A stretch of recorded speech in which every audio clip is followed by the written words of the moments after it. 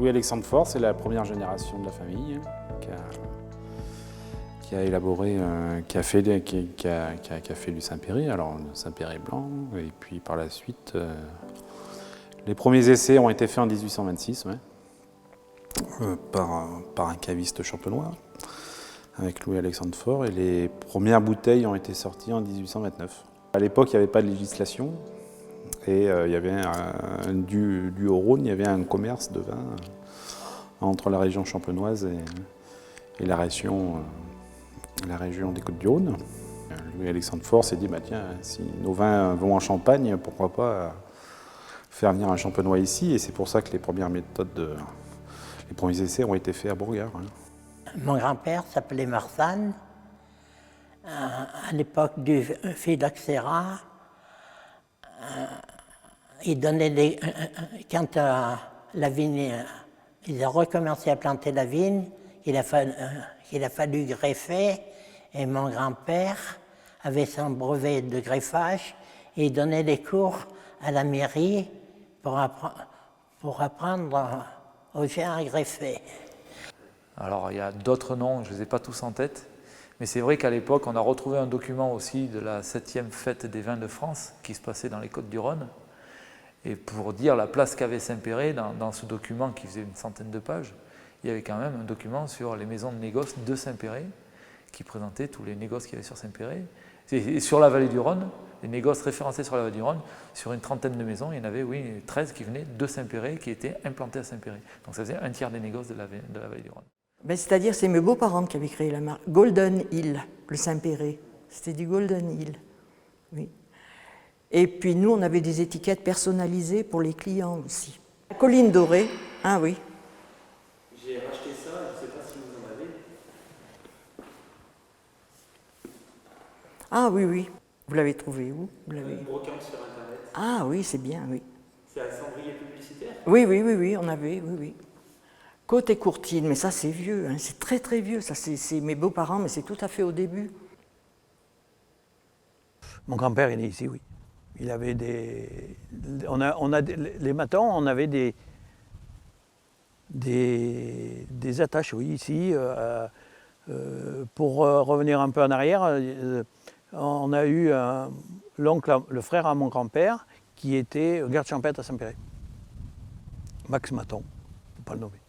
Et bon, il y a eu on est un peu originaire du côté de mon grand-père, oui. C'était l'activité essentielle, hein, parce qu'il y avait quand même les artisans qui travaillaient pour les professionnels, bien sûr, mais ne serait-ce que les tonneliers. Mon arrière-grand-père avait un atelier, était propriétaire d'un atelier de tonnellerie. Et ça occupait du monde quand même, oui. La tonnellerie, sans parler des effets induits par, ne serait-ce que les charrois, c'était pas rien. Alors, l'activité de charron, dans la grande rue où j'étais, il y avait au moins un charron. Voyez-vous? Oui.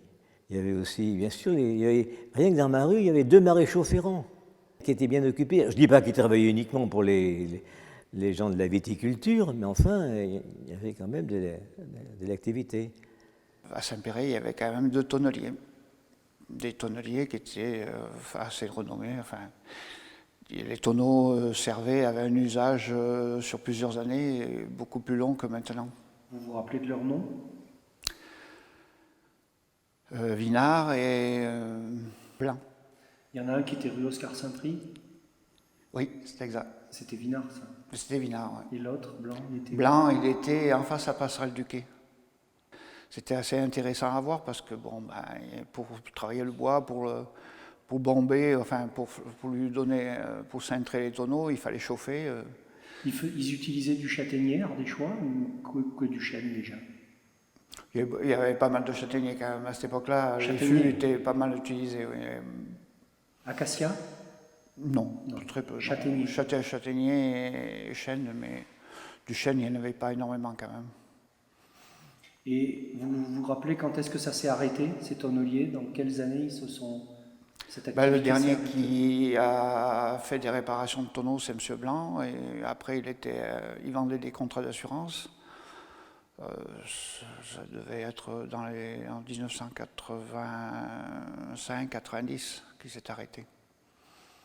Mon activité, elle a commencé dans les années 57-58, où les temps étaient durs à ce moment-là au point de vue économie. Et l'hiver, j'allais travailler chez Tézier. Et l'été, je restais chez moi parce que les parents n'avaient pas de revenus à pouvoir nous payer. Mais ceci dit, ce n'est pas important. Et ça, c'était juste avant l'armée, c'est-à-dire jusqu'à 20 ans. Et puis après, j'ai décidé de rester à la ferme, parce qu'à ce moment-là, on peut parler de ferme, parce que tous les agriculteurs travaillaient avec la polyculture. Arbres fruitiers, vignes, et puis tout ce qui concernait la ferme, c'est-à-dire les bêtes pour pouvoir vivre, les chèvres, les cochons, et tout ça, c'était des fêtes chaque fois qu'on faisait, par exemple, les tuailles de cochons.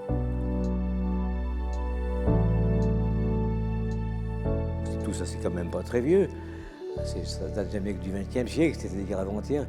Et un de mes grands-parents avait été président au fond du syndicat de défense des vins de Saint-Péray. Il s'appelait Louis Chauvin. En fait, c'était Louis Cordu-Chauvin, mais enfin, sur les papiers que j'ai pu apporter, c'est Louis Chauvin. Et puis, après son décès, son gendre, donc mon propre père, si vous voulez, on lui a attribué la présidence de ce syndicat de défense, et la chose s'est poursuivie comme ça jusque, sauf erreur, au jugement intervenu, parce qu'il y a quand même eu une affaire de justice assez lourde et probablement assez onéreuse quand on voit les moyens qui ont été développés. Tout ça a dû se terminer dans les années 30. En tout cas, après la guerre, les choses avaient quand même beaucoup évolué et beaucoup changé aussi. Il y a toujours des hauts et des bas dans la vie des appellations, surtout des cycles économiques. Saint-Péray est tout à fait différent. Il a fallu un classement juridique pour Saint-Péray, parce que quand ils ont eu cette possibilité-là, au lieu de positiver là-dessus, ils ont voulu se resserrer sur leur précaré en disant ça sera sur l'appellation communale. Oui, je pense que l'AOC a créé un problème, certainement, parce qu'il y avait une activité qui tournait assez rondement, on va dire. Quand on bride et qu'on dit qu'il faut prendre des raisins de l'appellation du cru, mais que les raisins du cru ne sont pas suffisants pour faire face à la demande, des activités, n'importe quelle activité qui travaille, qui a un volume d'activité qui est obligé de réduire la voilure de 30%, c'est la marge qui disparaît, enfin entre guillemets, peut-être qu'on ne parlait pas des mêmes mesures à l'époque. Résultat des courses, cette appellation, elle s'est rétrécie comme peau de chagrin. On y trouvait beaucoup de négociants connus avec des grands noms qu'on retrouve sur les maisons, etc. Il y avait des bouchonniers, il y avait des tonneliers, tout ça a disparu, malheureusement. Il y avait des vins qui se faisaient sur Saint-Péray, mais avec le phylloxéra qui était arrivé un peu avant l'AOC, les vignes avaient perdu en production. Et du coup, les négoces qui étaient très implantés sur Saint-Péray, qui étaient très forts les négoces de Saint-Péray étaient même très implantés, avaient un beau rayonnement sur la vallée du Rhône dans son ensemble. Et du coup, pour compenser le manque de production sur Saint-Péray, avait tendance à se servir un peu dans les appellations. Enfin, les appellations à l'époque, ce n'était pas des appellations, mais dans les villages voisins. Et ça a été un peu le problème sur Saint-Péray, c'est que les viticulteurs avaient du mal à vivre de leur activité. Et pourtant, il y avait des vins qui se vendaient très bien et des bons vins. Ça a bien changé parce que nous, on a passé des périodes très, très difficiles dans les années 60. En 60 ou en 61, je me souviens que des vignes n'ont pas été vendangées. Et puis, je me souviens très bien, quand l'année où mon père est mort, c'est un peu personnel ce que je vous dis, mais enfin, il me restait encore du vin, parce qu'on bataillait beaucoup pour vendre le vin, hein, et pour se faire payer, n'en parlons pas, enfin bref. Et en 63, je me rappelle qu'un collègue, il me restait du vin, un collègue m'a dit, il y a tel marchand qui achète. Ça marchait, il m'a acheté, il m'a payé, et ceux qui lui ont vendu la vendange la même année, ils n'ont pas été payés. C'est à partir de cette époque que les quelques-uns qui sont restés se sont mis à faire de la bouteille. Mais beaucoup sont partis travailler soit chez des marchands de vin de Saint-Péray, soit chez Tézier, à Valence. Et nous, on n'était pas nés commerçants, mais on s'est mis à faire de la bouteille. Mais l'ambiance n'était pas tellement bonne. Il y avait une douzaine de marchands de vin. Bon, entre un marchand de vin et viticulteur, c'était la zizanie. Ils en venaient même aux mains. Et entre propriétaires, on se soulevait les marchés si on pouvait. Les viticulteurs de Saint-Péray sont arrivés, ils vendaient tous leur vin, ou à quelque chose près, aux négociants. Okay, et il arrivait un moment où les négociants n'achetaient plus le vin, leur vin. Pour la bonne et unique raison, c'est qu'ils faisaient rentrer du vin du Midi dans des citernes et qui sortaient ça sous l'appellation Saint-Péray. Les marchands de vin n'achetaient pas la vendange parce que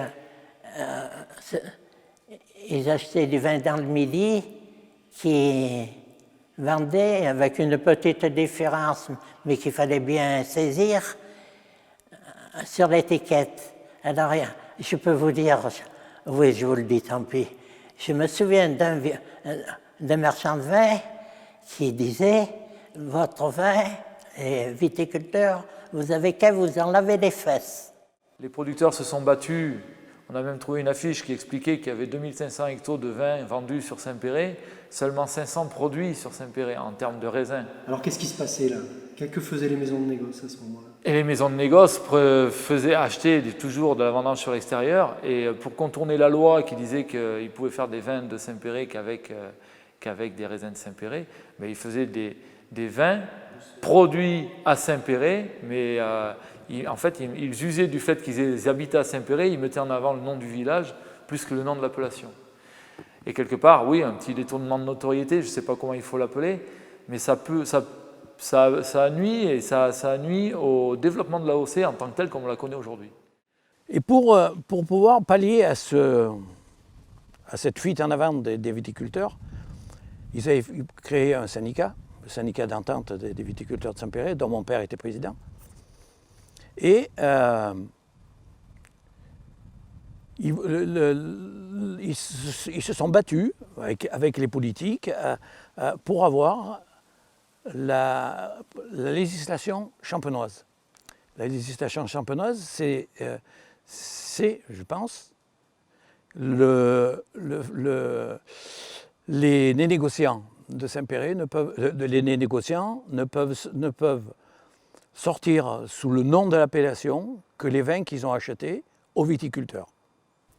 Mon père est monté à la commission des boissons à l'Assemblée nationale pour pouvoir justement défendre cette législation. Quand on a des politiques qui se mêlent de ça, ça a été très difficile et ça n'a pas abouti. Mais heureusement que là, il y a eu la cave de thym, que certains propriétaires, nous au début un peu aussi, rentraient leur vendange à la cave de thym et que la cave de thym leur payait leur vendange. Nous, on était quand même bien accrochés à notre métier. On a essayé de tenir le coup, parce qu'on a toujours, mes parents et mon grand-père aussi, je pense, a toujours fait, mais très légèrement, de la bouteille. Alors nous, On est rentré à la cave de thym, et puis on est rentré à la cave des vignerons de Saint-Péray, que vous devez en avoir entendu parler. Et le président était M. Coutel. Et après, ça a été Alain Vrech. C'était une idée, je crois, du docteur Palayer, qui avait beaucoup d'entrain, mais des fois un peu assez fougueux, mais avec la prétention d'entreprendre pour le bienfait des choses. Et cette coopérative a été créée dans les années 56, il me semble. Je ne suis pas sûr de l'exactitude du moment. Mais cette coopérative a bataillé, et puis à un moment donné, mon père est mort, il était président, et M. Coutel, qui a pris la suite, qui était un agent des PTT ingénieur, nous a remis sur le droit chemin et nous a fait de la qualité. Et avec ça, on a pu commercer nos vins. C'était l'époque où, après la guerre, les négociants s'étaient un peu affaissés, les viticulteurs aussi, parce que le revenu n'y était pas. Et comme c'était l'époque des coopératives, ces gens-là, ces vignerons qui se sont inscrits à ce mouvement, ont cru que, et ils n'ont pas eu tort, puisqu'elle a vécu pendant de 56 jusqu'à 80, jusqu'à 2001.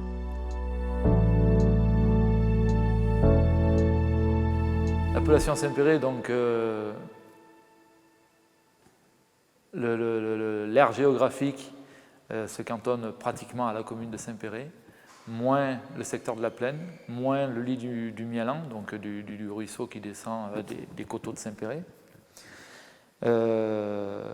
plus un îlot, on va dire une enclave dans la commune de Toulouse.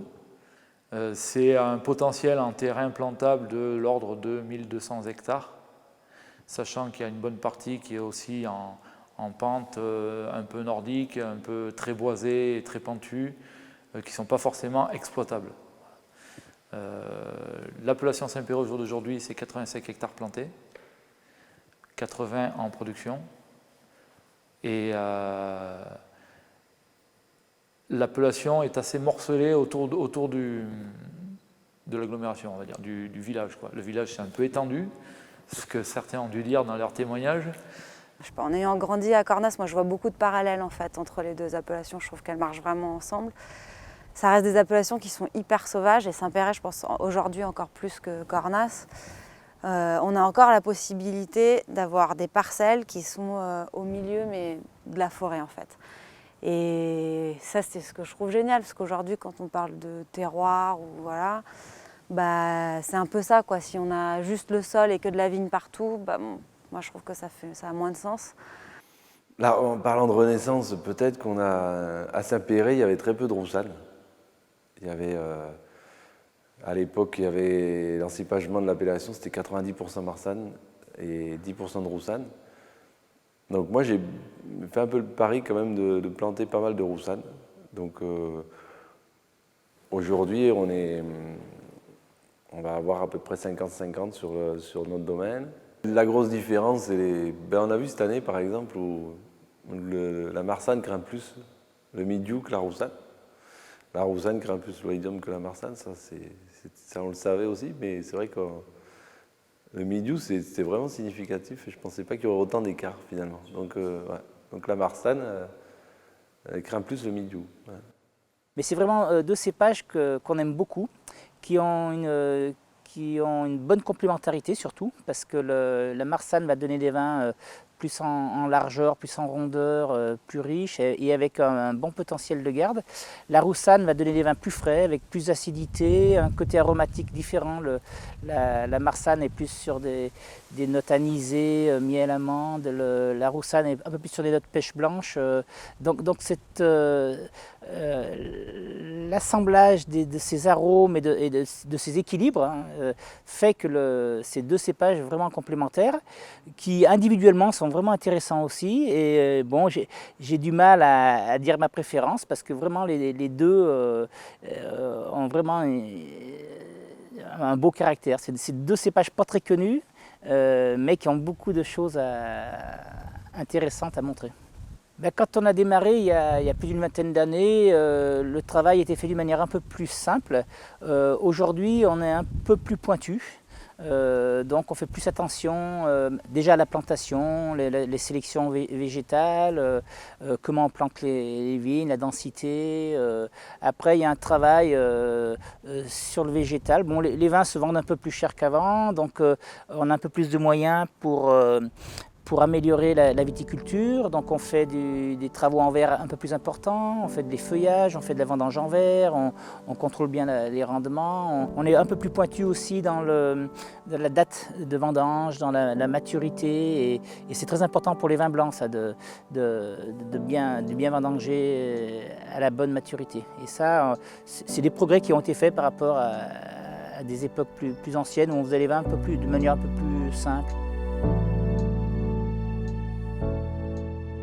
C'était très difficile de réaliser des cuvées de vin blanc, sauf les négociants à ce moment-là qui étaient équipés. Par exemple, Maison Paul-Étienne avait déjà un œnologue qui s'appelait M. Lambert, et les autres maisons aussi, je suppose, mais les propriétaires faisaient difficilement du Saint-Péray tranquille. Mais je considérais que faire des bulles et vendre du vin tranquille moins cher que le Saint-Péray, c'était une aberration. Et à partir de là, moi je me suis mis à faire du vin blanc tranquille, fermenté dans le bois, en barrique, et élevé dans le bois. Et c'était une nouveauté pour Saint-Péray.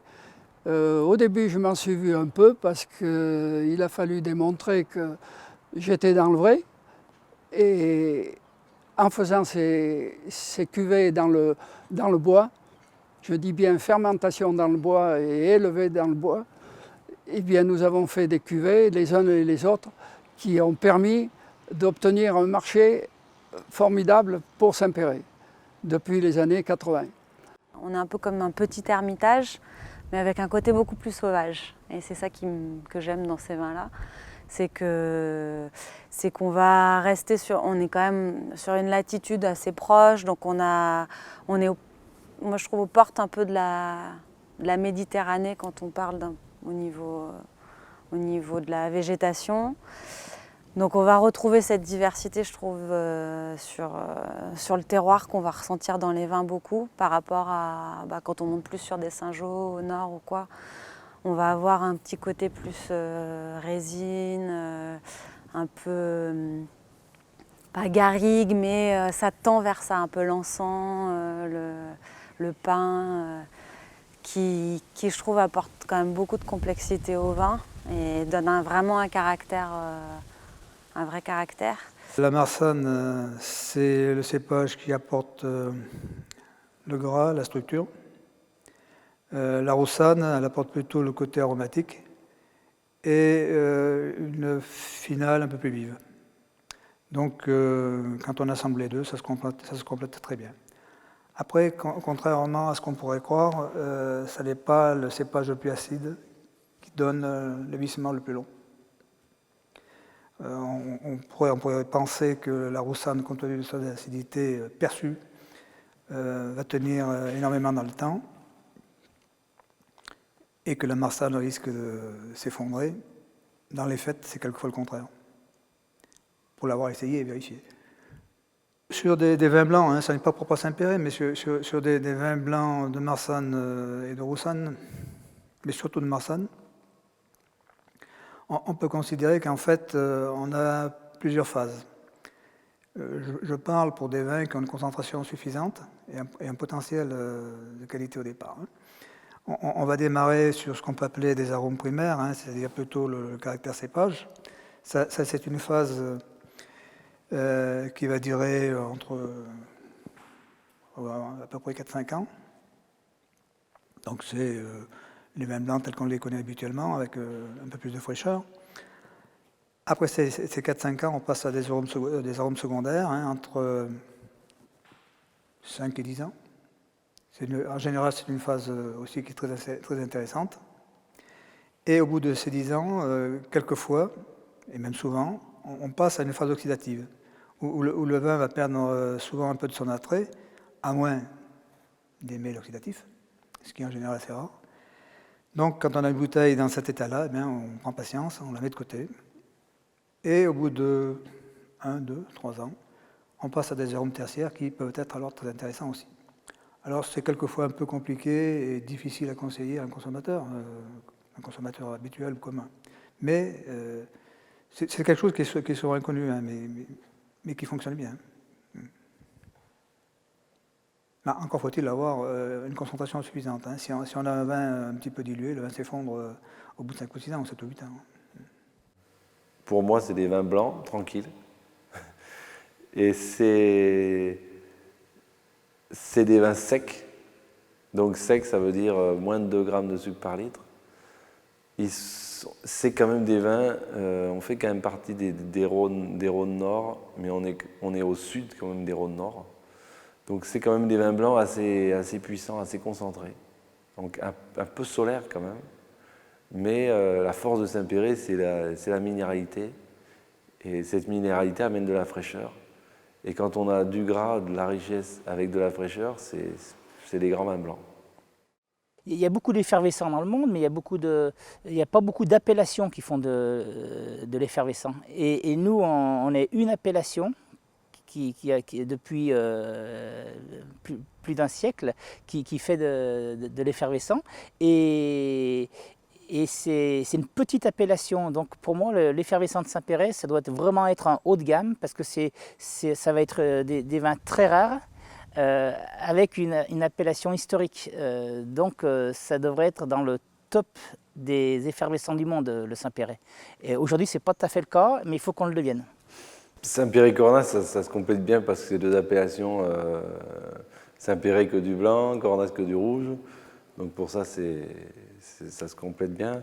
Après, moi, Saint-Péray, quand j'ai commencé à faire du vin, et j'ai commencé à vendre du vin au caveau, les gens venaient pour Cornas.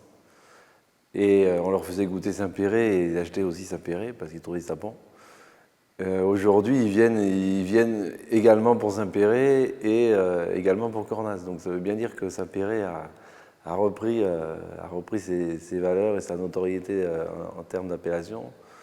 Et ça c'est assez magique pour nous quand même, parce qu'on est...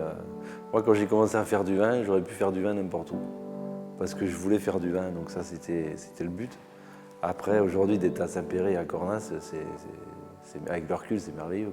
C'est des grandes appellations. Et Saint-Péray, peut-être que aujourd'hui, tout le monde n'est pas encore convaincu que Saint-Péray est une grande appellation, mais ça, je pense que ça ne va pas tarder. Là. Ça va pas tarder.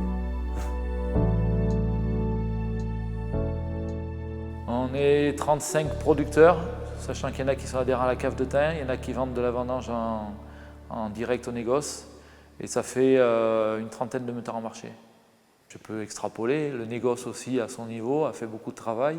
C'est vrai que quand on parle des années 80-2000 qui ont été un petit peu dures, on n'avait aussi pas de négoce sur l'appellation Saint-Péray, ou très peu, si ce n'est des très vieilles maisons qui ont même arrêté, quand on parlait de la cave Gilles, qui ne faisaient plus de l'étiquetage et plus d'élevage du moins. Donc c'est plus la même façon de faire, c'est plus le même négoce. Et du coup, oui, tout doucement, dans les années 98, pour ne pas dire de bêtises, des nouveaux négoces sont revenus sur l'appellation, sont réinvestis sur l'appellation, pour parler des paysions Jaboulet en premier lieu, Chapoutier dans un deuxième temps, Vienne dans un troisième temps, dans les années 2000-2001, pour ne pas dire de bêtises. Voilà, ça fait des maisons de négoce qui sont réinvesties sur l'appellation, qui ont racheté de la vendange, qui ont acheté même des terrains, qui se sont implantés, qui ont pris des terrains en location, qui ont restructuré un peu cette activité tout autour de Saint-Péray, qui ne font pas que du Saint-Péray, qui sont partis d'ailleurs, effectivement. Mais c'est un tout. Une cave de thym, des négoces, des producteurs indépendants. Il faut tout pour faire un monde. Donc pour ça, c'est une belle chose. C'est bien que des gens s'intéressent à nous, mais il faut aussi, à mon avis, faire attention à ce que Saint-Péray garde son identité de Saint-Péray. Et pour cela, il faut aussi qu'on ait des producteurs issus du cru. On s'est aperçu que tout doucement, on a eu un renouvellement de génération sur la Haussay-Saint-Péray. On a maintenant 7-8 maisons vraiment implantées sur Saint-Péray. Si on intègre les Cornassiens, qui sont quand même, on ne peut pas dire, mais qui sont quand même un peu du cru, hein, à 500 mètres près, des fois, il y en a, ils ne sont pas bien loin. Donc on est une douzaine, quinzaine de maisons. Mais ouais, ça ne fait pas énormément. Et puis avec des maisons où il va y avoir des renouvellements, d'autres où il n'y en a pas forcément, il faut peut-être penser à dire, à donner des sensibilités un peu à nos jeunes issus de la ville. On a créé la société Les Vins de Vienne, qui était à la fin des années 90, 98 exactement. Je m'étais associé avec 2 autres vignerons, François Villard et Pierre Gaillard. Et l'idée, c'était de faire une petite maison de négoce qui fait un peu tous les crus du Rhône-Nord. Et donc, on est arrivé à Saint-Péray. Et vraiment, c'est l'appellation où on s'est presque le plus investi avec notre petite maison de négoce, parce qu'on était vraiment séduit par les vins, séduit par les terroirs. C'était une appellation qui était un petit peu à cette époque-là au creux de la vague, était un peu oubliée. Et nous, on y voyait un gros potentiel parce que les terroirs étaient beaux. Et je pense que cette appellation a vraiment du potentiel à faire vraiment de grands vins blancs dans la région. Chaque fois qu'il y a de la difficulté dans les vignobles, la coopération va se mettre à exister. Et chaque fois, c'est parce qu'il y a une faiblesse et que les négociants tuent les petits producteurs. Rappelez-vous de cette phrase parce qu'elle peut exister encore. Ce n'est pas quelque chose qui s'arrête. C'est toujours en période de difficulté et de crise qu'ils grandissent parce qu'ils gardent du cash, ils achètent. Et à un moment donné, ils peuvent acheter chèrement pour acheter demain rien du tout. Ils tuent les petits producteurs après. Je pense que pour qu'une appellation marche bien, il faut qu'il y ait des très bons producteurs, qu'il y ait des très bons négociants et qu'il y ait voire aussi des formes coopératives qui puissent exister. Donc si tout le monde va dans le même sens et qu'il y a les négoces, ils ont une force commerciale qui fait que le vin est plus connu à l'international. Les producteurs ont un côté très pointu qui amène la notoriété plus haute. Et il faut la combinaison de tout ça pour que l'appellation grandisse.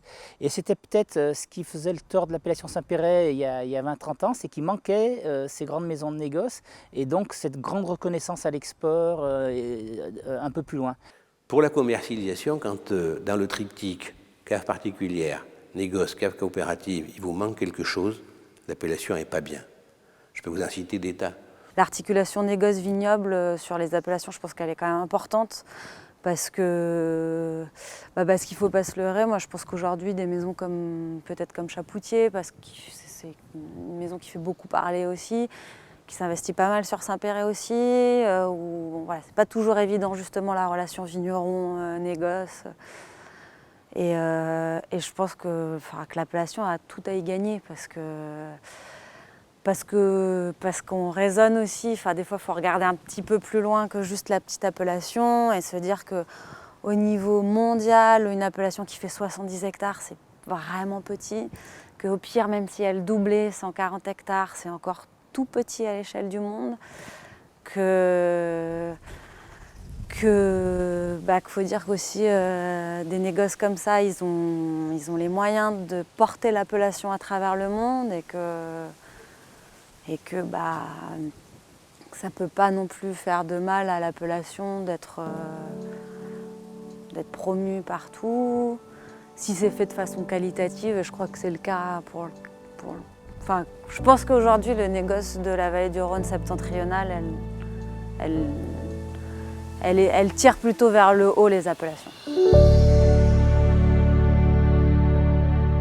J'ai commencé à chercher un petit peu des vignes en même temps, quoi. Donc je suis allé voir tous les anciens du village, tous les anciens de Saint-Péray, de Cornas, qui ne me connaissaient pas, mais après ils me connaissaient tous.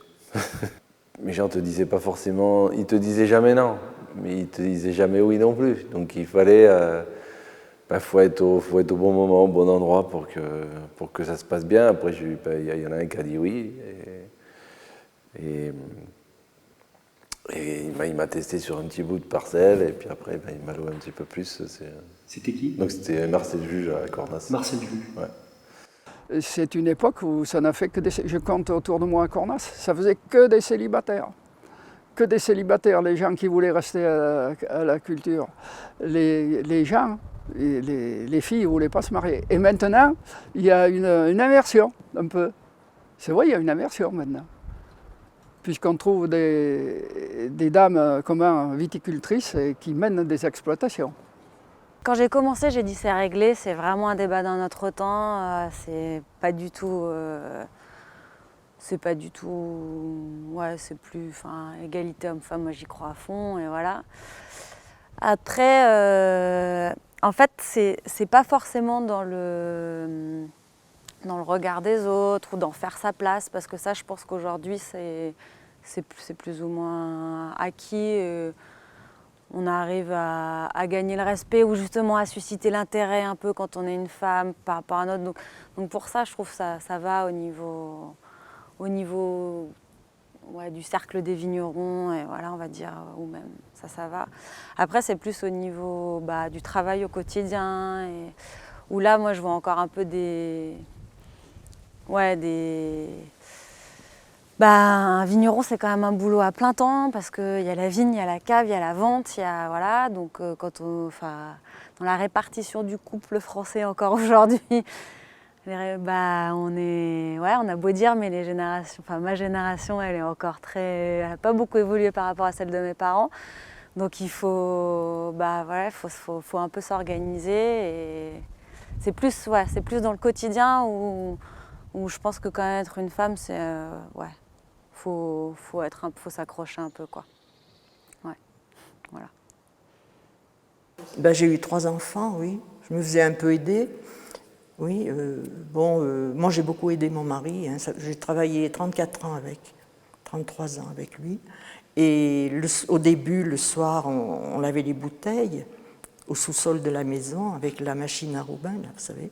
Et puis après, on achetait des bouteilles neuves. À mesure que la société a démarré, ça allait mieux. Mais je sais ce que c'est que d'étiqueter, laver les bouteilles. Et puis mes enfants, quand ils avaient 14 ans, ils venaient nous aider aussi, oui. Pour en arriver là, à une appellation d'origine contrôlée comme Saint-Péray, comme Cornas, comme Saint-Joseph, il y a des gens qui ont travaillé avant nous. Et ces gens-là, on peut les remercier parce qu'ils avaient 1, 2 longueurs d'avance, 2, 3 longueurs d'avance, parce qu'ils avaient vu que leurs produits pouvaient rivaliser avec d'autres produits de grands vignobles tels la Bourgogne, tels Bordeaux. Et je crois qu'ils ne s'étaient pas trompés lorsqu'ils avaient demandé et obtenu les appellations. Je crois qu'on peut remercier toutes les personnes qui ont au départ fait tout le travail pour obtenir ces appellations. Ça, je tiens à les remercier.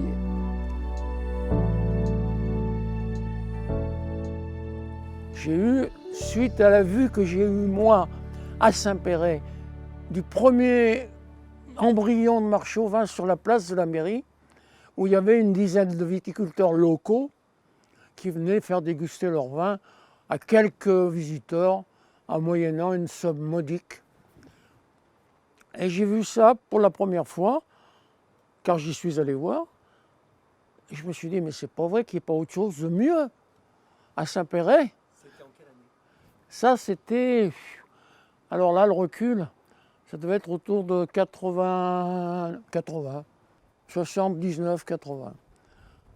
Et donc, je me suis mis en tête cette idée de faire de Saint-Péray, centre des Côtes-du-Rhône, sud et nord. Je me suis mis dans l'idée de créer un marché au vin à Saint-Péray, rassemblant toutes les appellations contrôlées de ces 2 régions. Et puis j'ai surtout, sur le plan marché au vin, réalisé la chose qu'il fallait, parce que j'ai fait passer le marché au vin pendant cette fête. Ça, j'avais omis de vous le dire, mais effectivement, ça a été très important, car ça a amené du monde à la fois à la fête, et la fête à la fois au marché au vin. Et tout ça s'est très très bien passé. On ne s'est pas fait concurrence, on s'est aidé. On a une confrérie sur Saint-Péray que tout le monde n'a pas. Pour discuter, quand on dit qu'on a des vignerons qui viennent de l'extérieur, j'ai eu des fois des vignerons des villages voisins et même au-delà qui me disent « Putain, mais sur Saint-Péray, je ne sais pas comment vous avez fait, vous avez une confrérie, elle est sacrément dynamique, elle fait parler d'elle. Elle mène le marché au vin de manière plus que bien. Donc il y a une sacrée activité oui, sur Saint-Péray, une fête des vins qui brasse peut-être 30 à 40 000 personnes sur 2 jours. C'est pas neutre. Le marché au vin qui brasse 10 000 personnes. Ouais, il y a des tas de choses qui se font. La confrérie a été créée le 17 avril 1990 par Gérard Malène, bien sûr, avec évidemment Jacques Oran, avec, je vois ici, Alain Vosges, et puis d'autres, Chabou, Stéphane Chabou, il y avait Thiers aussi. Non, et j'en oublie, c'est pour ça que je ne devrais pas dire non, mais un monde vinicole. La confrérie, vraiment, a 3 axes majeurs. 1, la Saint-Vincent. La Saint-Vincent qui, maintenant, a pris une dimension un peu plus grande, puisque il y a une cuvée Saint-Vincent maintenant, qui est achetée chez le viticulteur qui reçoit le Saint-Vincent, qui est le patron des vignerons, comme chacun le sait. Et cette cuvée est vendue pour des œuvres caritatives saint-pérolaises. Donc le résultat intégral va donc à cette association-là. Ça fait partie de la convivialité aussi et de la générosité. La deuxième chose, c'est le marché au vin, la journée prestige, pardon. La journée prestige, là, c'est vraiment le côté festif, c'est notre grand chapitre où nous recevons une vingtaine de confréries, des gens de la société civile, on va dire, donc des gens de Saint-Péray. Et puis alors évidemment, en point d'orgue, le marché au vin, qui est vraiment, qui fait partie du tissu économique de Saint-Péray. Ça, c'est un grand moment de la confrérie. J'ai été intronisé dans cette confrérie et au fur et à mesure, en connaissant les différentes actions, et puis de par mon activité, j'ai souhaité un petit peu plus m'investir et aujourd'hui être le président de la commission œnologie. Alors, cette commission œnologie concerne grosso modo 2 aspects. C'est d'une part la création d'un club dégustation, fort de 75 membres pour la saison 2015-2016, et puis d'autre part aussi de participer à toutes les opérations promotionnelles autour de l'appellation Saint-Péray.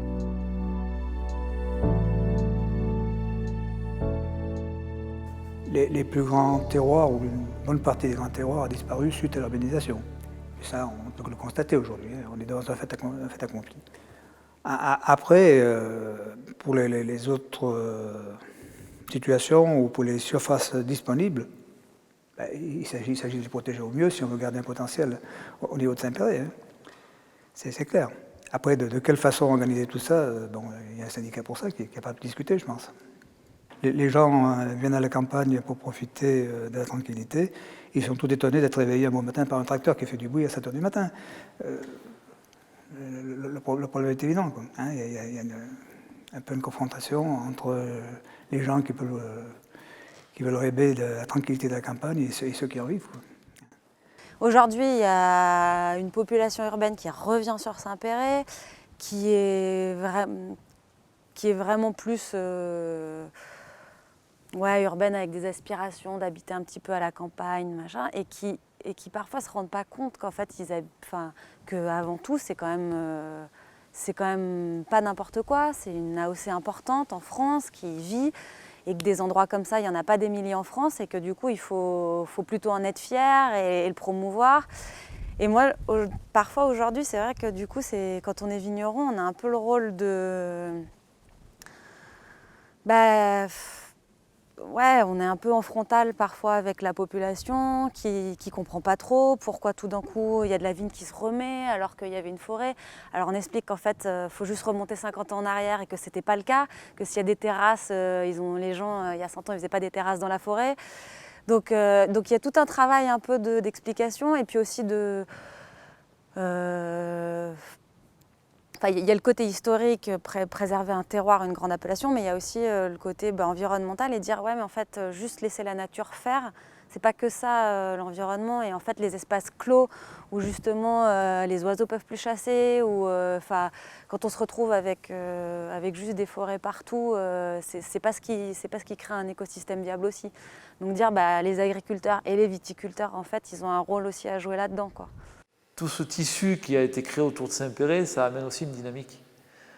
C'est quand même une force sur Saint-Péray d'être proche du Grand Valence.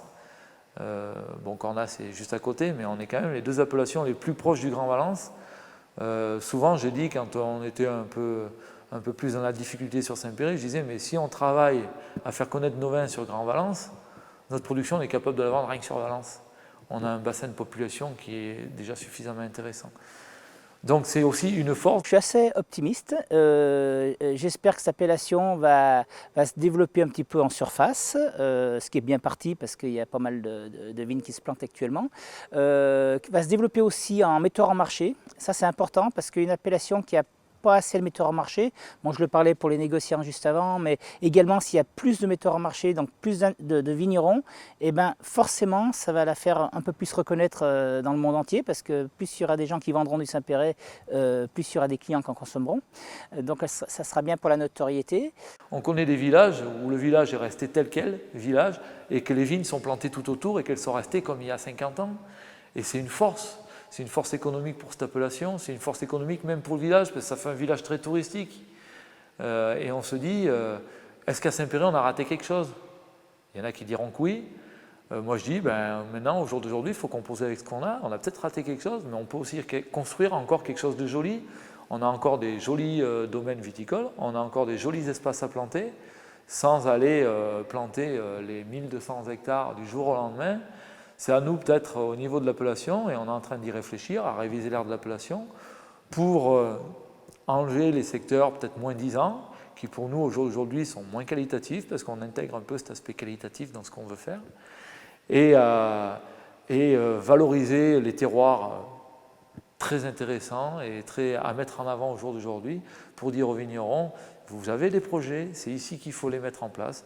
C'est peut-être des projets qui vont être coûteux, parce que le terrain sera peut-être concurrentiel, mais à un moment donné, si vous voulez faire de la qualité, c'est là qu'il faut venir se battre. Et nous dire aussi au niveau de la commune, protéger ces secteurs-là, parce que ces secteurs-là, c'est un fort potentiel, un fort enjeu pour la commune, pour la viticulture, et il n'y a que si vous nous aidez à les protéger qu'on pourra éventuellement avoir un développement cohérent. Aujourd'hui, je pense qu'il faut, là, si les Saint-Pérois m'écoutent, il faut qu'ils prennent conscience que Saint-Péray, c'est une grande appellation. Et je pense qu'il n'y a pas encore... Les vignerons, on en est persuadés, mais peut-être que le village n'en est pas encore conscient, qu'il habite dans un grand terroir. Ouais. Mais ça va venir petit à petit, quand ils auront regardé le film.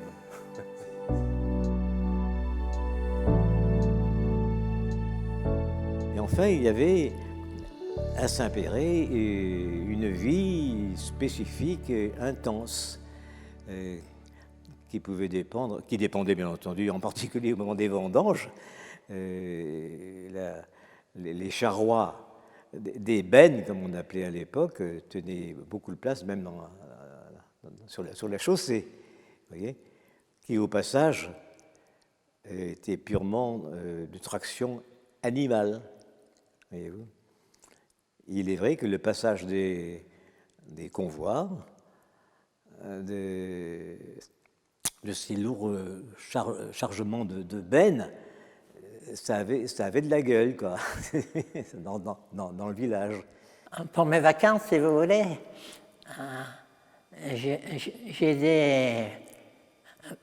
j'avais travaillé avec mon frère aîné, qui a été président du syndicat d'ailleurs, Marcel, qui est décédé à présent, qui avait une alambic. Alors je lui tenais sa comptabilité assez délicate, parce que on dépendait des douanes. Hein. Et alors quand il a abandonné, M. Vosch est venu me chercher, que je connaissais très bien, M. Vosch, et alors, quand il m'a enturlupiné, j'y suis allé. On m'avait dit, puis oh, je vous le dis, tant pis. Les bonnes langues m'ont dit, tu y feras pas 8 jours. Et puis, bon, ça marchait impeccable avec moi, je pensais. Quelles images vous en gardez de cette époque de distillation? On était sur les nerfs. Le patron, enfin de nous, il mangeait des gruyères et moi je fumais la cigarette, pour se changer les idées. Mais enfin, on passait des bons moments, hein, c'était vraiment une ambiance très, très sympathique, mais beaucoup de soucis. J'ai été distillateur ambulant sur les communes de Cornas et puis après Saint-Péray. C'est un métier que j'ai énormément de souvenirs, de beaux souvenirs, parce que c'était un peu folklore. Mais enfin, il y avait quand même il fallait y amener beaucoup d'attention, parce que j'étais entre l'administration et le client. Et disons qu'il fallait chaque fois amener la juste production pour pouvoir faire contenter tout le monde. C'est vrai que c'est le marché au vin et tout ce qui est autour, avec la fête de Saint-Péray. Ça a toujours été un peu un événement. Ouais, voilà, la fête des vins, ça a toujours été quelque chose qui animait, qui marquait un temps dans l'année, ouais, et puis voilà tout. Et c'est vrai que peut-être en France, il y a pas mal de villages qui ont ça, et c'est un truc peut-être propre, enfin, ouais, typique en France où il y a ça. Mais Saint-Péray, ouais, ça a gardé quand même son importance. Et puis je trouve que ça se transmet bien de génération en génération. Enfin, les jeunes participent aussi beaucoup. Et moi, enfin, ouais, j'ai des souvenirs de ça, d'avoir été chaque année. Ouais, ça a été un temps fort de mes enfance, adolescence même. Surtout. Voilà. Un autre souvenir que je partage, grand moment, c'est après avoir acheté donc, en 1978 la propriété sur laquelle je suis, au domaine des Champs. C'est le premier hectare que j'ai planté à Saint-Péray. Et je me rappelle de ce jour où on a planté 20 rangées de 250 mètres de long avec un ancien ouvrier aujourd'hui disparu et mon épouse. Un sacré boulot, mais beaucoup de fierté et grand plaisir de voir ça derrière ma maison. Ouais. Le souvenir, Saint-Péray, on va dire, il y a bien quelques années, c'était essentiellement le champanisé. Et peut-être que le souvenir que moi, personnellement, j'ai le plus ancien, c'est mon cousin qui champanisait à l'époque et qui, pour le mariage d'une fille, débouchait des bouteilles en les sabrant. Ça m'avait vraiment étonné. Avec le revers du couteau, il dessautait la collerette et le bouchon, quoi. Ça avait marqué. Je me rappelle de la cave Verriac où là il y a Stéphane Robert où on descendait à la cave les bouteilles pour faire la prise de mousse pendant les 9 mois légaux avec des paniers en osier. Donc le panier pesait presque aussi lourd que les bouteilles qu'on mettait à l'intérieur et descendait ça à la corde à l'étage dans la cave. Il y a des dégustations dans des caves, chez des anciens, chez Jean Lyonnais, on avait goûté vraiment c'est vraiment Jean Lyonnais qui nous avait vraiment fait goûter et puis qui était très motivé pour cette appellation et qui nous a vraiment bien aidé au démarrage des vins de Vienne avec des Saint-Péray qui étaient vraiment aromatiques et ce souvenir-là de moments de dégustation avec Jean Lyonnais. Voilà, et puis aussi dans la cave, chez Chabou, des bons moments. Ouais.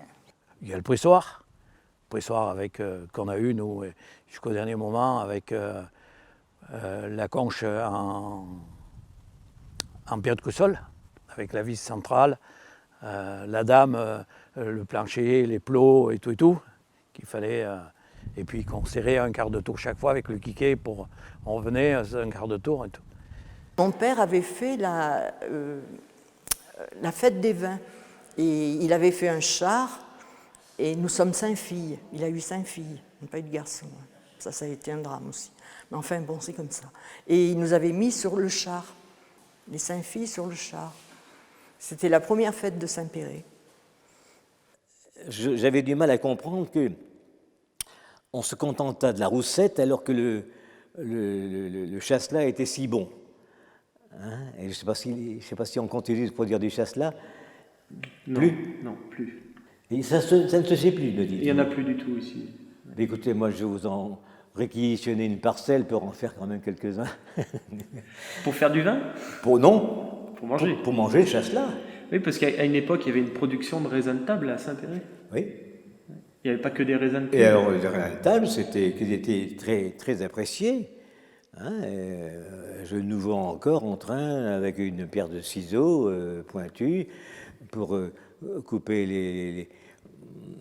les rames, ou bien que le raisin n'était pas assez mûr, ou bien qu'il y avait quelques petites molécules surtout, pour rendre les grappes présentables et les coucher délicatement sur une espèce de cajot. Voilà. Et ça, c'était ce chasse-là. Et vous m'étonnez presque un petit peu en me disant qu'aujourd'hui, c'est complètement fini.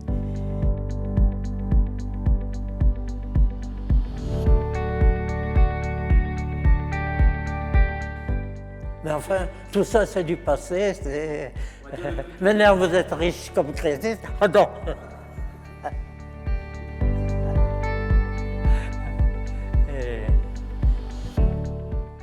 Et d'un autre côté, je suis content, vous voyez, de venir raconter un peu la vie de l'appellation.